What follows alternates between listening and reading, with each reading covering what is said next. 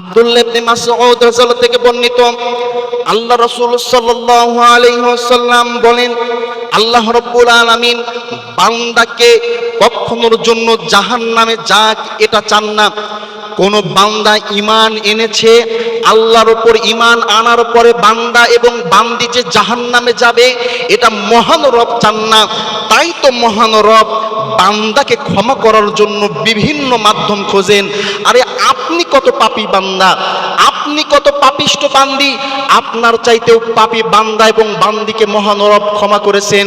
একজন জিনাকারিনী মহিলা, যিনি জিনা করে অন্যায় কাজ করে নিজেকে অনুতপ্ত হয়ে রাস্তা দিয়ে হেঁটে যাচ্ছেন, হঠাৎ করে দেখে একটি কুকুর রাস্তার পাশে পানির জন্য, পিপাসত্বর জন্য কান্নাকাটি করছে, কষ্ট পাচ্ছে।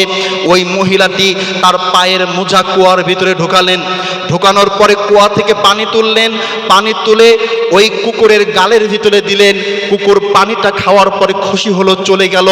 আল্লাহ রাসূল সাল্লাল্লাহু আলাইহি সাল্লাম বললেন, এই সাধারণ পানি খাওয়ার কারণে একজন জিনাকারিনী মহিলার পাপকে ক্ষমা করে, একজন জিনাকারিনীর অন্যায়কে মহান রব ক্ষমা করে দিয়েছেন। সুবহানাল্লাহ।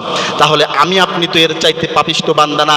মানে বুঝাতে চাচ্ছি যে আপনি অন্যায় করেছেন, আপনি রাস্তা দিয়ে হেঁটে যাচ্ছেন, প্রতিটা রাস্তায় ক্ষতিকর বস্তু থাকে, ইটের গোটা থাকে, ইট থাকে, বিভিন্ন থাকে, আরে আপনি ফেলিয়ে দেন। আপনি একজন মানুষকে উপকার করেন, কোন ভালো কাজের ওসিলায় যে আল্লাহ আপনাকে ক্ষমা করবে আপনি তো নিজেও জানেন না। এই জন্য ভালো কাজ করতে হবে।